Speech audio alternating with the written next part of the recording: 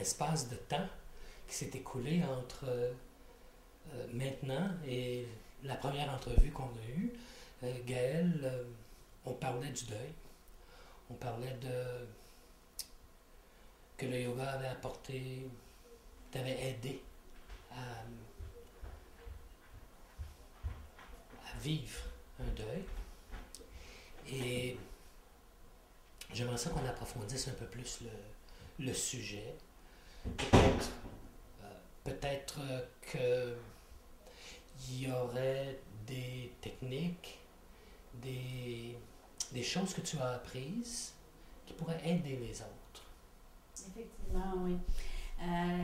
Comme tu disais, j'ai eu à vivre un deuil de mon conjoint qui est parti subitement à cause d'un cancer qui n'avait même pas été identifié. Donc, c'est sûr, c'était un gros choc. Et j'avais mes 2 jeunes enfants aussi, de 6 ans et 4 ans à l'époque. Donc, j'ai eu à cheminer là, de façon assez rapide, parce que tu as l'urgence aussi de t'occuper des enfants, hein, de cheminer face à cette épreuve-là. Et je pense que tout le monde, que ce soit toi, moi, tous les gens qui nous écoutent, tout le monde doit vivre un jour, c'est évident, c'est la vie, hein, doit vivre une épreuve, que ce soit une perte d'emploi, que ce soit le décès d'une personne proche, de nos parents, de nos amis, donc que ce soit une rupture amoureuse, que ce soit toutes sortes d'épreuves. Perte d'emploi. Perte d'emploi, oui, comme je viens de le dire aussi, qui vont nous transformer aussi, qui vont nous faire vivre tous ces cheminements-là de deuil. Donc, ça passe par forcément le déni, la colère, le pardon, la dépression, pour beaucoup de phases qui ont été identifiées depuis bon nombre d'années par beaucoup de spécialistes. Et c'est un passage obligatoire qui se fait au rythme de chacun. Je veux dire, on parle de 2 ans, de 2 ans en théorie, mais ça peut être 10 ans, ça peut être quelques mois, ça dépend de chaque personne. Chaque processus de deuil est différent. Donc, c'est pour ça, oui, j'avais envie de partager avec toi, avec vous, de partager un exercice qui finalement va mettre le point final sur notre cheminement de deuil. C'est comme ça va venir clore ce processus-là. Et quand on va avoir accompli cet exercice-là, on peut dire généralement que notre deuil est terminé. Donc, parfois, on sent qu'on traîne des deuils, qu'on traîne des ruptures amoureuses, qu'on traîne des traumatismes là, de différents événements. Mais quand on parvient vraiment à cheminer face à cet exercice-là qu'on va faire ensemble, c'est vraiment le point final là, sur notre deuil. On dit « Ah, mon deuil est fini, là, j'ai passé à travers l'héritage. » Donc, ça s'appelle l'héritage. Alors, si vous voulez, si tu veux, Daniel, on va essayer ensemble. Alors, je vais vous demander de prendre une position assise, confortable, comme une position de méditation. Puis, si vous avez besoin d'une chaise à la maison, vous pouvez très bien prendre une chaise également, d'être vraiment les épaules bien détendues, le dos droit, pour que la circulation du souffle et de l'énergie se fasse bien. Alors, respirez tranquillement, en détendant bien les épaules.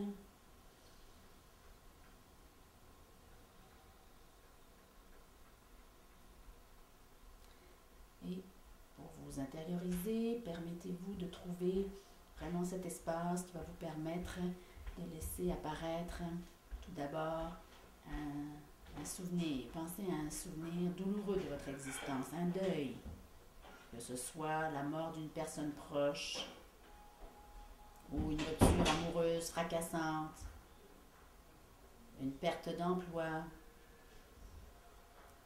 une maladie, ou bien même encore le deuil d'une relation avec une personne proche, un parent, un ami qui vous a blessé, délaissé, abandonné, que vous le ressentiez comme tel, une personne qui peut être encore vivante.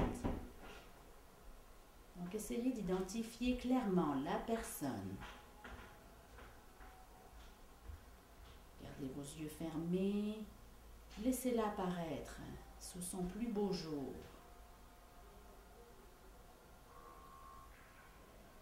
Son plus beau sourire, son plus beau visage. Contemplez cette personne sans jugement, sans émotion.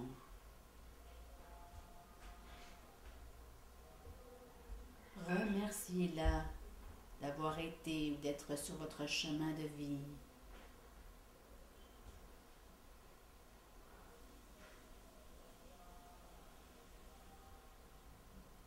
Pensez à présent intérieurement à toutes les qualités,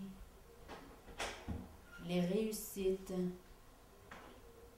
les merveilleux accomplissements, les passions de cette personne. Laissez vraiment émerger tout ce qu'il y a de plus beau,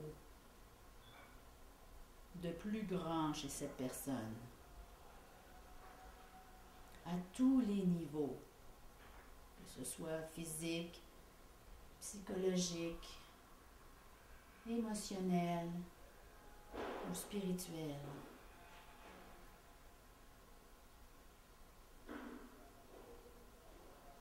Alors prenez le temps de bien identifier.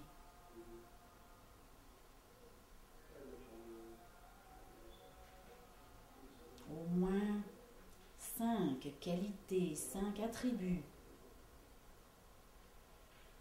5 traits de caractère qui vous sont apparus de cette personne.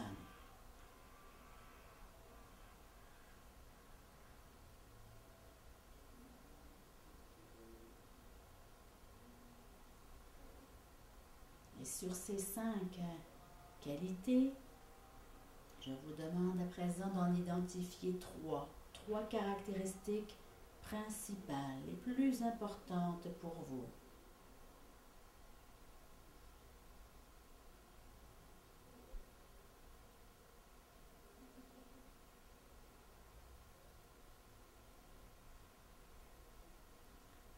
Et avec ces 3 mots, ces 3 qualités, ces 3 expressions, prenez-les un à un et affirmez intérieurement: ce trait de caractère que je reconnais en toi, ou cette qualité, maintenant que tu es parti,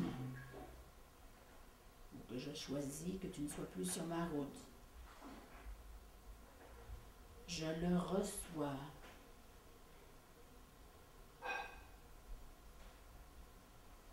Je le fais mien. Je désire le faire grandir en moi-même. Et il m'appartient désormais. Il fait partie de moi.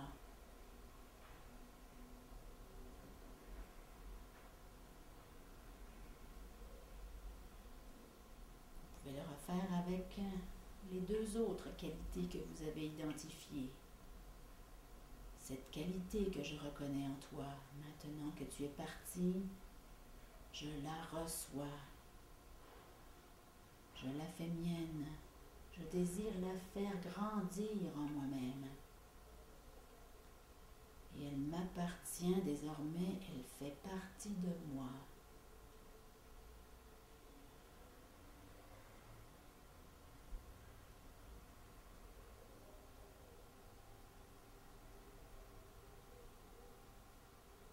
Vous les recevez en héritage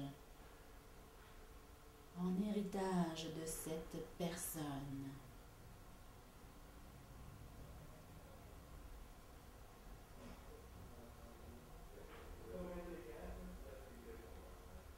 Et quand on complète vraiment avec succès cette étape, on peut vraiment dire, on peut affirmer généralement que la personne, qu'on a terminé son deuil.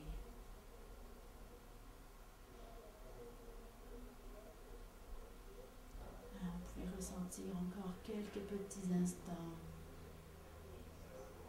les impressions, les sensations, les effets de cette petite méditation.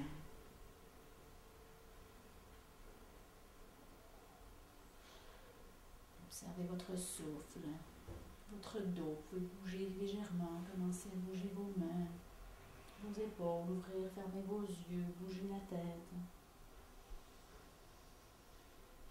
Prenez des grandes respirations.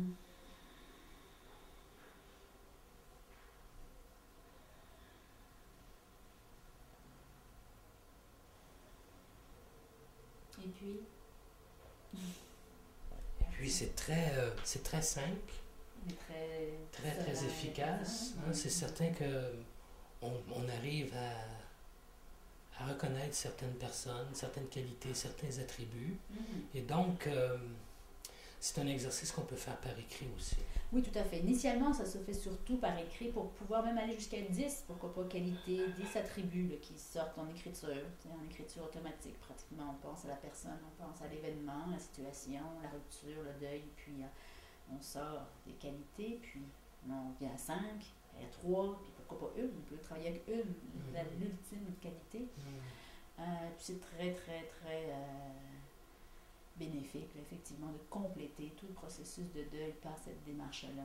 S'il y a de la colère ou de la tristesse ou même des larmes qui surgissent, qu'est-ce qu'on fait à ce moment-là? À cette étape-ci, on devrait normalement avoir déjà passé par toutes les phases de peine, de colère, de déni. Tu sais, c'est vraiment la phase finale. Mais s'il y en a encore, ben c'est parce que justement, il n'y a pas eu encore assez de vécu ou de travail qui a été fait sur la colère. La colère, c'est un des éléments, je dirais, les plus difficiles à faire disparaître. Ben, disparaître, on peut toujours être là enfoui, mais je veux dire, la colère, très souvent, on considère que c'est de la peine non vécue, non assimilée. Là. Donc, c'est de la peine qu'on emmagasine. Donc, ça ressort en colère. Alors, ben, de cette colère-là, il faut retravailler pour voir c'est où mes peines enfouies, là, que je n'ai pas vues encore. Je n'ai pas voulu aller faire sortir, faire émerger. Fait que s'il émerge encore des peines, des colères, des frustrations, ben, c'est ça. On a encore une petite étape à travailler de plus. Et c'est bon signe, de toute façon. Et la culpabilité dans tout ça, où est-ce qu'elle... Oui, la culpabilité, le pardon, effectivement, c'est des domaines aussi très importants à travailler. Souvent, on va pardonner à la personne disparue, on ne va pas se pardonner à soi-même.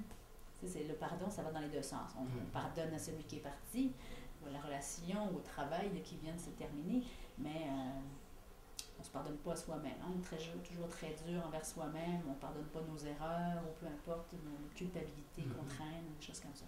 Et ça, le pardon, c'est sûr, c'est une étape très importante aussi. Et le yoga, pour en revenir au yoga, à l'écriture, au Jnana Yoga, la conscience de soi, la méditation ou autre, c'est forcément un atout là, incroyable pour aller justement compléter toutes ces épreuves-là. Pour chacun, là, c'est évident. Et pour ça, ben c'est sûr, des fois, il y a de l'aide professionnelle qui est disponible, sauf que ce sont des exercices simples qui peuvent être faits par soi-même. Oui, puis même chez des très jeunes, je peux dire chez des enfants, on peut très bien adapter. Eux autres, ils vont l'appeler, par exemple, les enfants en processus, le cadeau. C'est le cadeau qu'on reçoit de la personne qui est partie. C'est pas un cadeau matériel, on s'entend, c'est pas un héritage financier ou autre, là. Oui, ça existe aussi, mais je veux dire, c'est un cadeau là, au niveau spirituel, émotionnel, peu importe, une empreinte là, qui nous reste de cette personne-là. Ça, c'est inestimable comme cadeau, là. Donc, c'est pour ça que quand on dit on complète son deuil, c'est que le cadeau est reçu. Est-ce que tu viens d'en faire un beau, là, maintenant?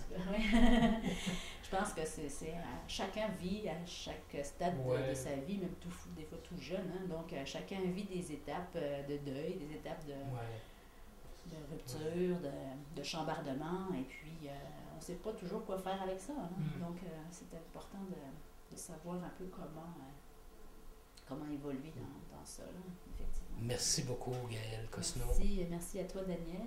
Yogapourtous.ca. Yogapourtous.ca, c'est ça. Je m'en voudrais de ne pas mentionner qu'on est présentement chez Vert Prana, à Montréal.